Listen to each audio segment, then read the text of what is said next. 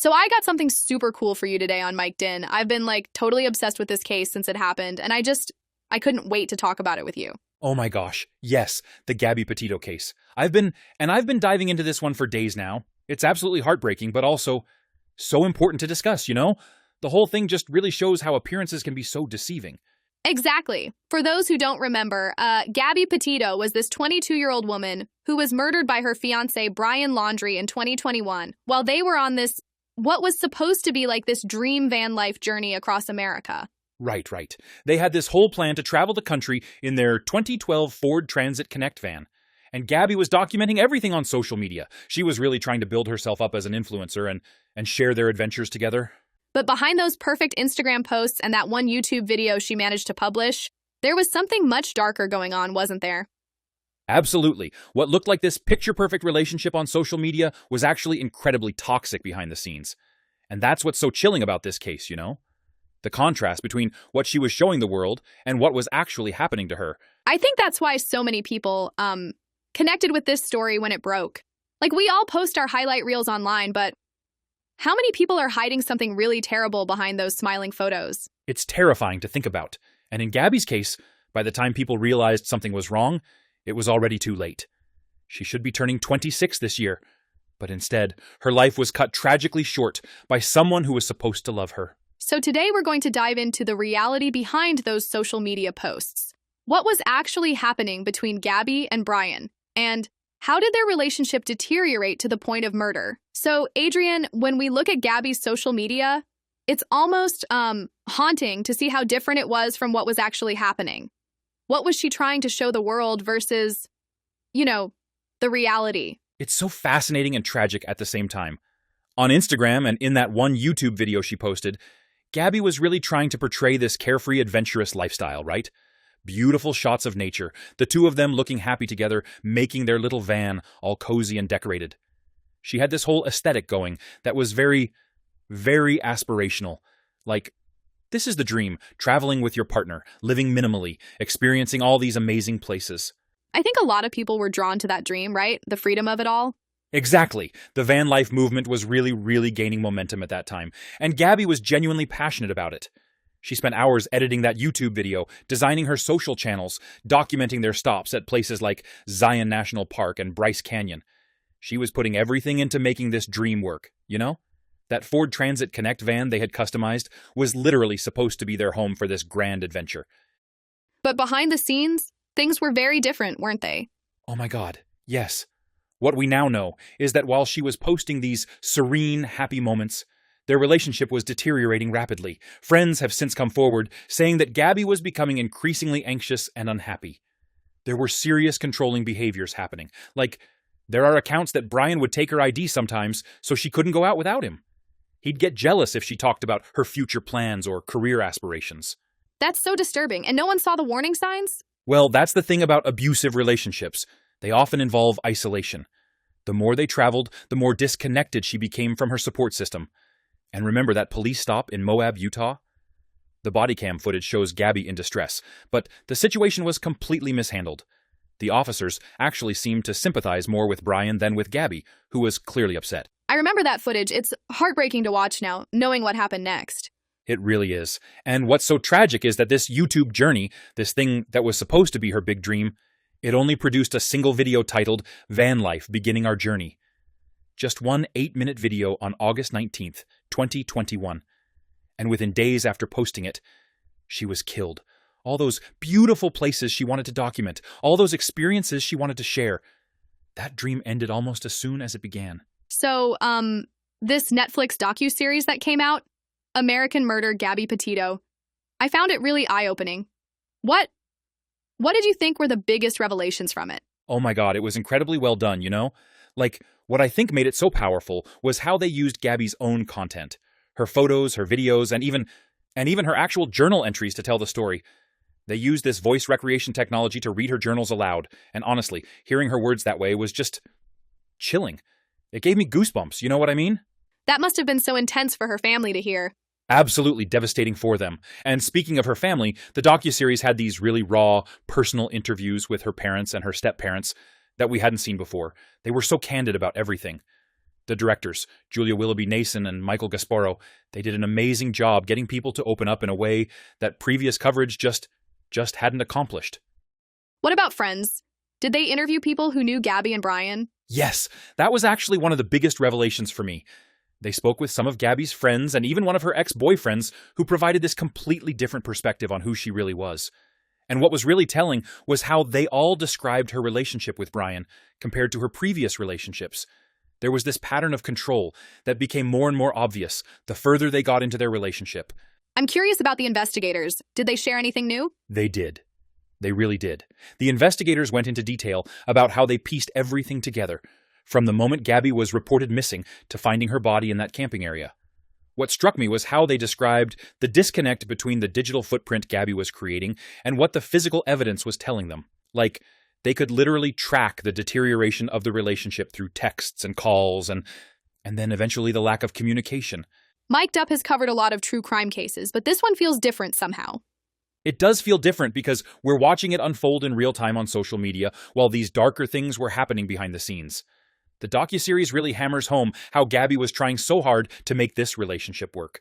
There's footage of her literally rearranging things in the van to try to create harmony in their small space. And all while Brian was becoming more and more controlling. Did they talk about any warning signs that might have been missed? Oh, 100%. They interviewed domestic violence experts who pointed out all these red flags that were visible in their interactions, both in their personal videos and in that police body cam footage.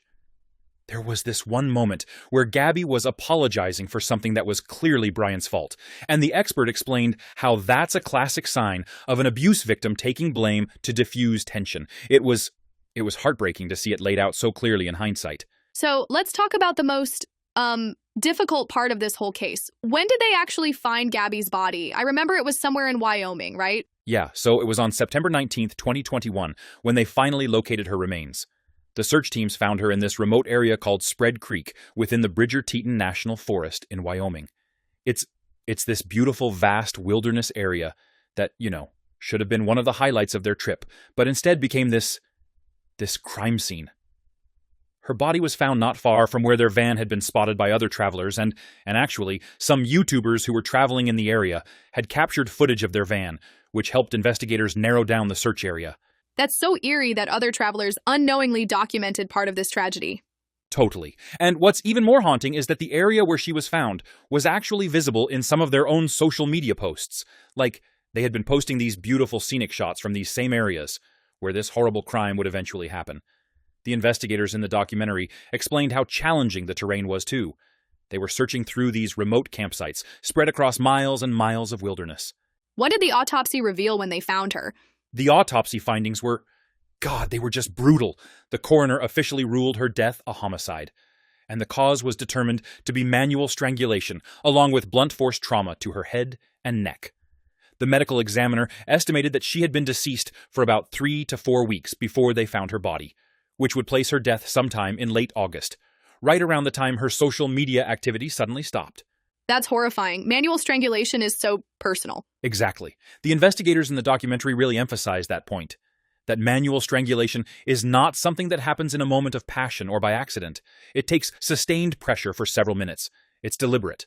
The documentary showed how the investigators pieced together the timeline using her last known communications, the sightings of their van, and then Brian's suspicious behavior afterward, like using her debit card after her death and returning to Florida in the van without her. How did they eventually confirm it was Brian who did it? Well, beyond the circumstantial evidence pointing to him, which was already pretty overwhelming, they eventually found concrete proof in his own words.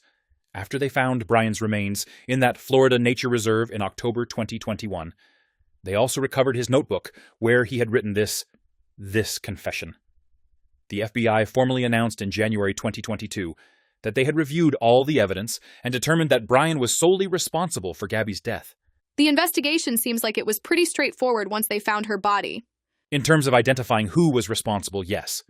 But the documentary really delves into how the authorities were criticized for not connecting the dots sooner, especially after that police stop in Moab, Utah, where officers intervened in a domestic dispute between them, but ultimately let them go. There were these missed opportunities that might have, prevented what happened. So what exactly did Brian claim happened? In his notebook? Because I'm sure his story and the reality are probably quite different. So, in his notebook, Brian wrote this, completely self-serving account where he claimed that he ended Gabby's life. Those were his words. But tried to frame it as this mercy killing.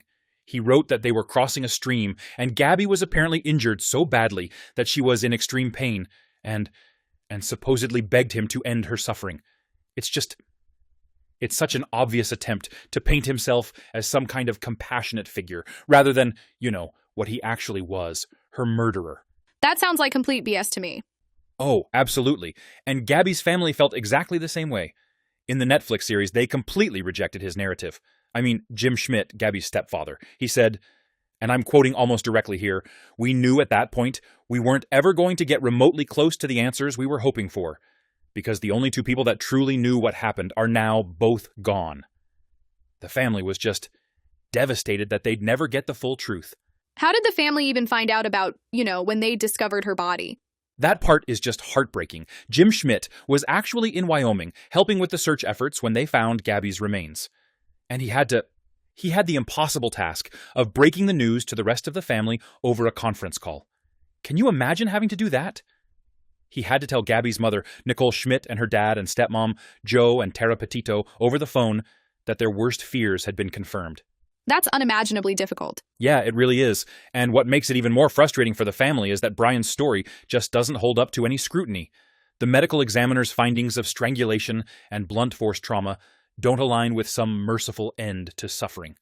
And there was no evidence at all that Gabby had sustained any kind of major injury while crossing a stream or anything like that.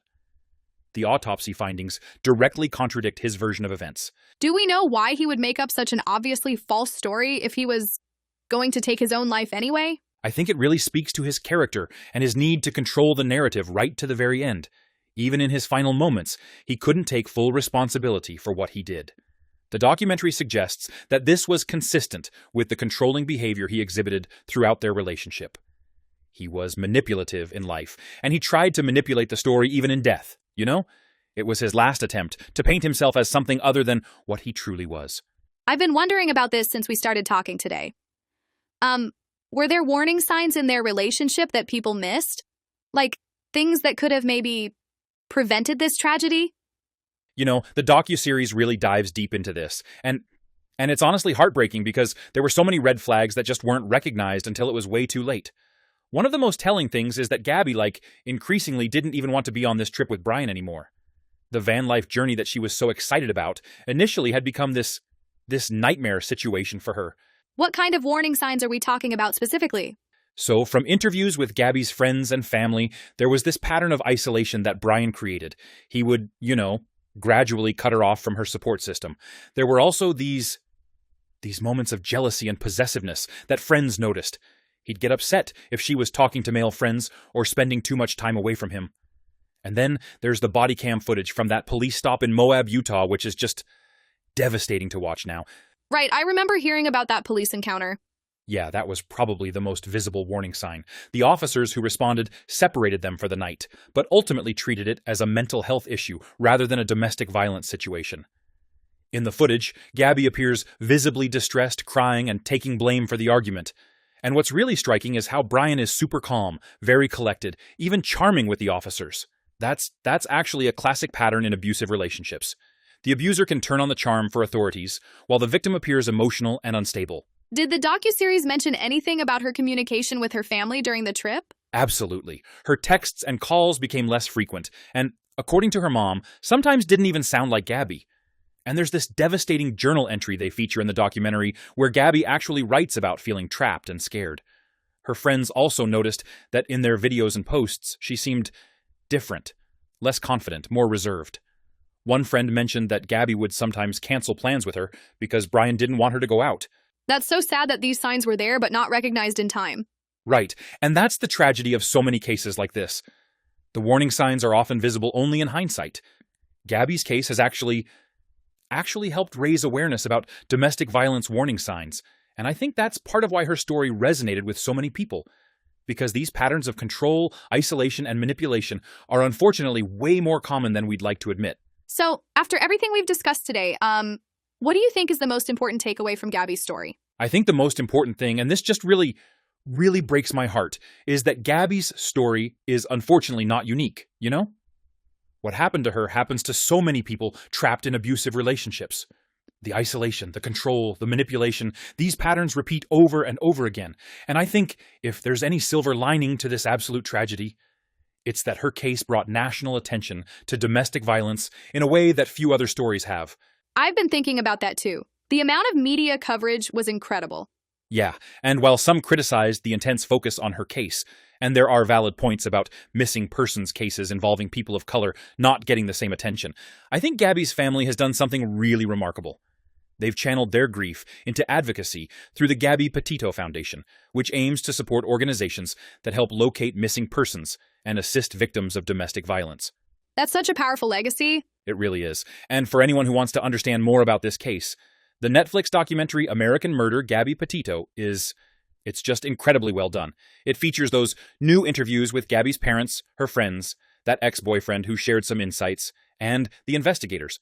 And what's particularly powerful is how they used Gabby's own words, her journals, her videos, to help tell her story. For listeners who might be concerned about someone in their life, are there resources you'd recommend? Absolutely. The National Domestic Violence Hotline is available 24/7 at 1-800-799-7233. Their website is thehotline.org, and they have resources not just for victims, but also for friends and family who are concerned about loved ones. And if you're not comfortable calling, they even have text and chat options available. That's really helpful information. I think something this case teaches us is that we should trust our instincts if we're worried about someone. 100%. And remember that the perfect social media presence, those smiling photos, the seemingly idyllic #van life posts, they can hide a much darker reality. No one should ever feel ashamed to reach out for help, whether it's for themselves or for someone they care about.